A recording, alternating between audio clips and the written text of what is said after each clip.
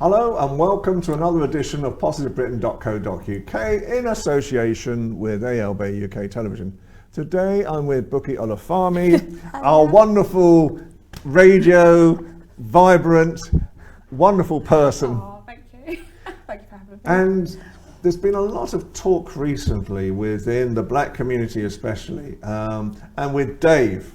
Yeah. This young man, 21 years old, at a Brit Award, and from what I understand, he'd spent 6 weeks changing the words and rehearsing a rap that he was going to give at the awards as well, calling Boris Johnson a racist.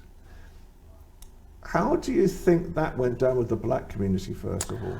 I think, funny enough, I think it resonated with everybody. You know, he picked up on the current mood, politically, socially. He touched on so many things. He covered everything that we're dealing with at the moment, and that's everybody. You know, from the bottom to the top. You know, I think he covered what he felt.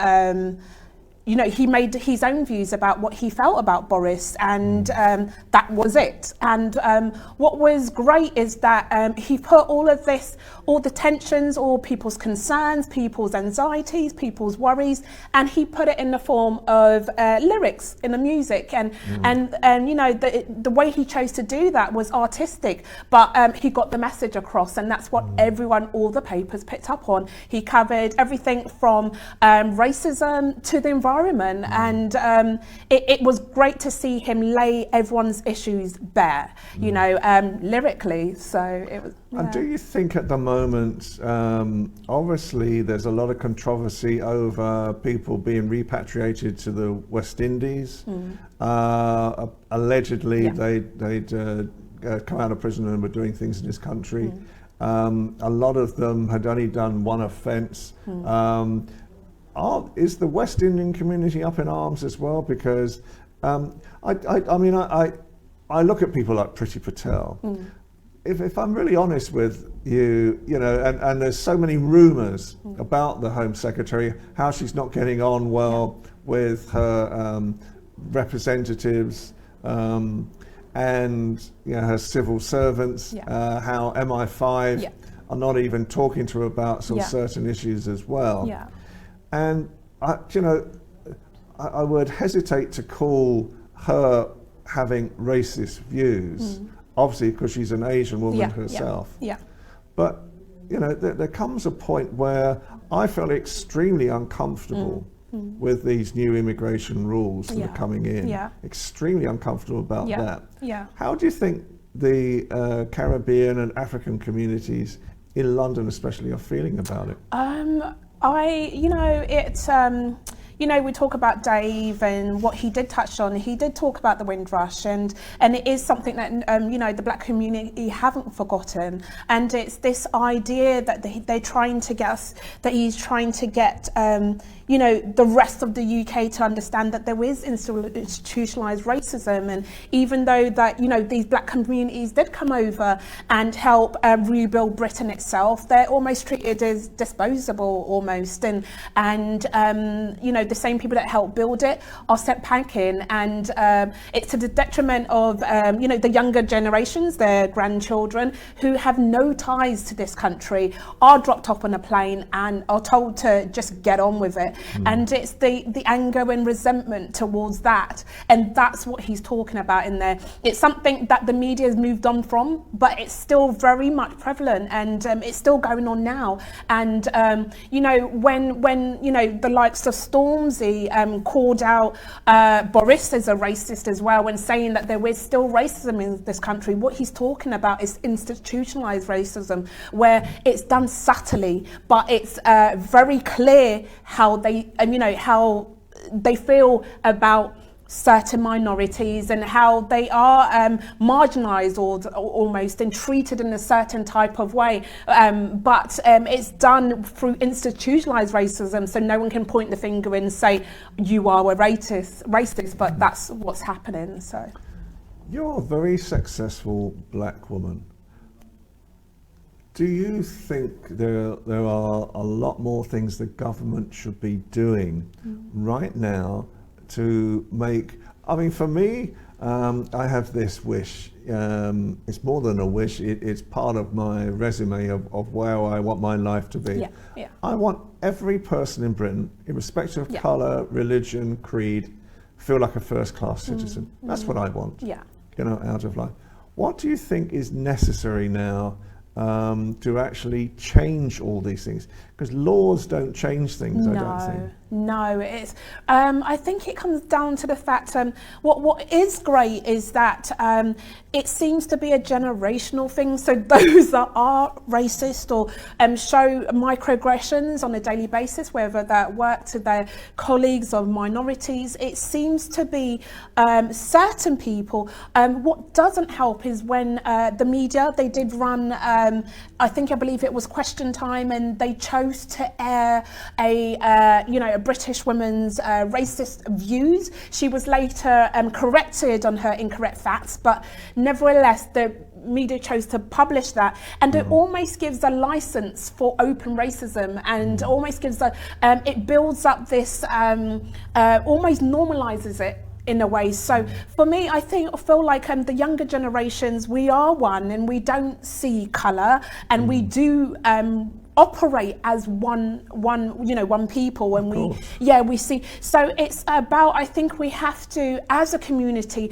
not just black and ethnic minorities, but if you do have friends that ethnic minorities, I think it's your responsibility to to rally around them around important issues, to help them expose and let their voices be heard, to change the working environment in and out of work, and I think that's the only way that change can happen. Do you think, I mean, obviously a lot of issues have been made around rap, saying that it's one of the protagonists for things like street crime, that a lot of people are following these videos and then sort of forming gangs and so forth as well. Yeah.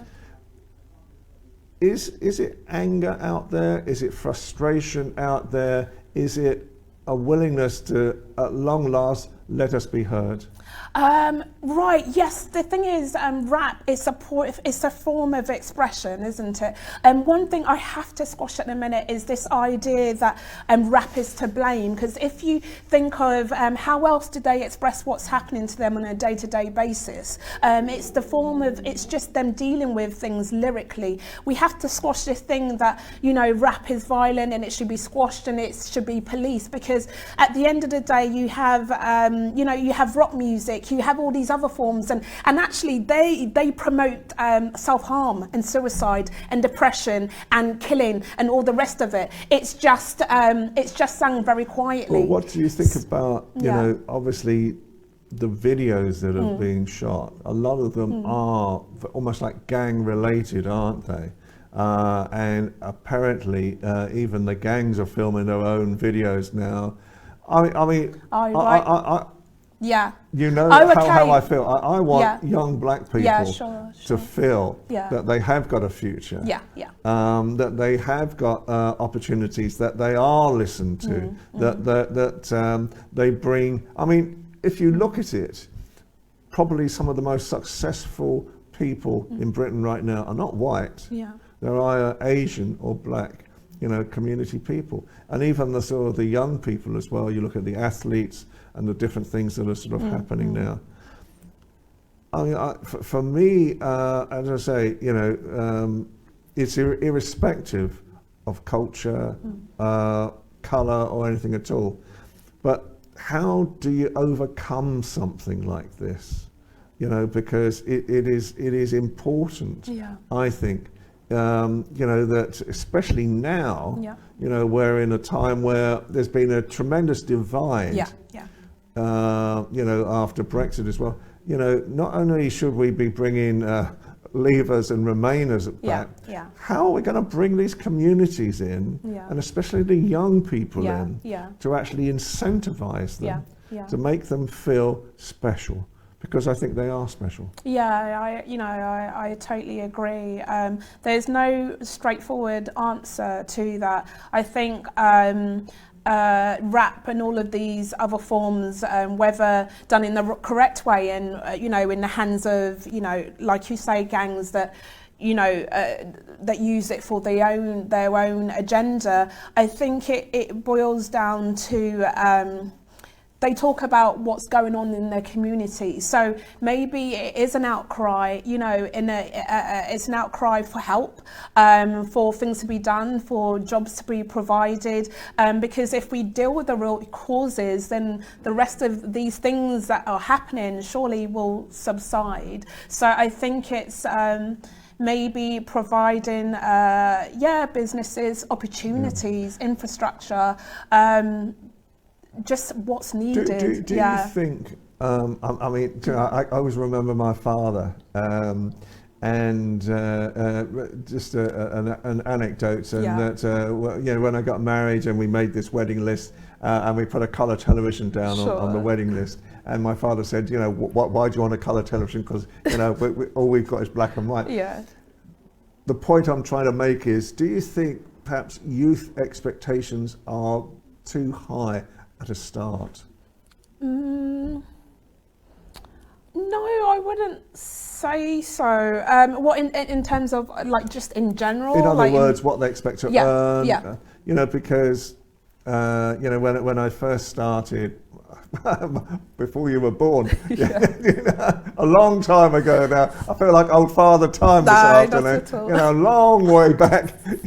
I've been a journalist 54 years now. Yeah. So in those days, you started off, my first wage was £6.8 and sixpence. So a long time ago, even before decimals sort of arrived. The Queen was on the throne, but it's just.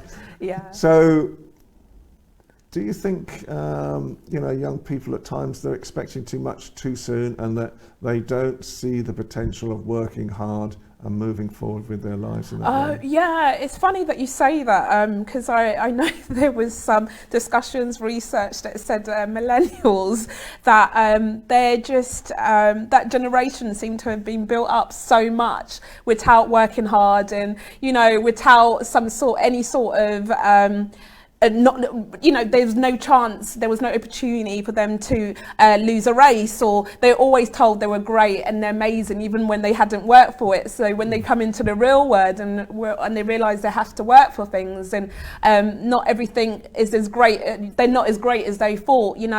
Some can't, work to the bar and Does it come down to parents as well? Because I think you've got the work ethic.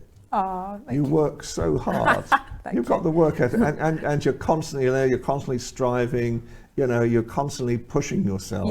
To move forward and improve and improve and improve. Yeah. Does that come from the parents? Definitely, yeah. This whole having a drive and motivation, wanting to be somebody, that's cultivated in in particular environments where parents do want the best for you, and you see your parents working hard. So that's definitely a key factor. And I know for other people, it's the opposite. They've come from hard times and lack of support from parents or families. So, and whilst they're going through things, so there are the few that are pushed through regardless, but it's definitely important to cultivate striving and working hard for something, and knowing that it's within your grasp if you work hard. I mean, I think so, because even now, as I say, I'll be 69 in April. It's 26, by the way, if anybody wants to send me some birthday cards. Brilliant. Send in stuff. I'll be putting my list of birthday wishes out shortly. You do that. No, I won't. I don't know though. I think I still work hard. Yeah. And I think it's part of me that I don't think, it's strange because my father retired when he was 62, 63, and he seemed to slow down visibly Yeah. after. I mean, me, I feel like Roadrunner half the time. You know, I'm up in the morning like this bionic rabbit, you know, rushing around. Sonic. Trying to get everything sort of sorted before I come to wonderful institutions like this. So, for the future now, I mean, the thing that I notice, and again, is, do you think it's an African thing for parents to push their children forward? I don't know. Do you think it's an African thing? It's part of the culture, to be honest with you. It's this whole wanting the best for them, and trying to and instill that if you work hard now, it will be easier later. If you work hard now, you won't suffer financially. You'll be financially stable. You'll be able to be okay, you know. And if you just work hard, it will be fine later. So put in the work now. So yeah, that is definitely part of the culture. And I think as well, I don't know, it's only a feeling, and I don't know why I feel it. Obviously I know a lot of African people. And I think, you know, with Africans, they want their children to go into professions. That's right. They want to be a doctor. Oh, it's got to be a doctor, a lawyer, or a teacher. They don't want to hear it. Nothing creative, no starving artists, no. So you've got siblings, so you've got brothers and sisters. I do. And what do they do? Oh yeah, so we are the typical African family. So we're very academic and highly driven. So my dad's a doctor, and I'm one of 5. I'm the middle child. My older sister, she was a teacher. She's a business analyst now. My brother, he's a photographer. I'm the journalist, and then my twin brothers, they're both doctors like my dad. So any African family, there'll be at least 3 doctors in the family, you know. We should do a series on your family. Brilliant. It's got like the Kardashians. Kardashians, yeah. All over Keeping it. up with the Africans, yeah. Oh, Keeping up with the Africans. That's a very good idea for a series. I should be talking to our producers about keeping up with the Africans. I like that. That's a great idea. So finally, this week, obviously, there's lots of things sort of happening as well. There's this coronavirus, there's flooding. Can you just tell me one thing that's made you happy this week? Gosh, do you know what? I think you have to learn, there's always going to be something. For some reason, we're getting knocked sideways from all areas with everything that's going on. But I think what's true is that whatever is happening, I think you've got to be content with the now and have pockets of happiness and enjoy it along the way. So whether you're just thankful for, you know, your friend or your family, or the fact that you're doing okay, actually, and I think you've got to enjoy pockets of happiness along the way. It's no destination to happiness. You know, it's not the end goal at the end of it. It's something you learn to just grasp anyway and enjoy along the way. Yeah. Tremendous thoughts. Thank you. Thank you. So thank you to Buky Olufemi. I'm just still pronouncing the name. Perfect. It's imprinted on my wall. Every morning I look up Buky Olufemi. It's on the ceiling. I'll get it right one of these days, totally without any fluffing. So thank you everyone for watching this another part of the series for positivebritain.co.uk. Our aim is to really talk to all communities and promote all communities as well. So when I meet positive people like Buky, it's wonderful to actually get her spirit, and that's what we're after on Positive Britain and on ALB UK television.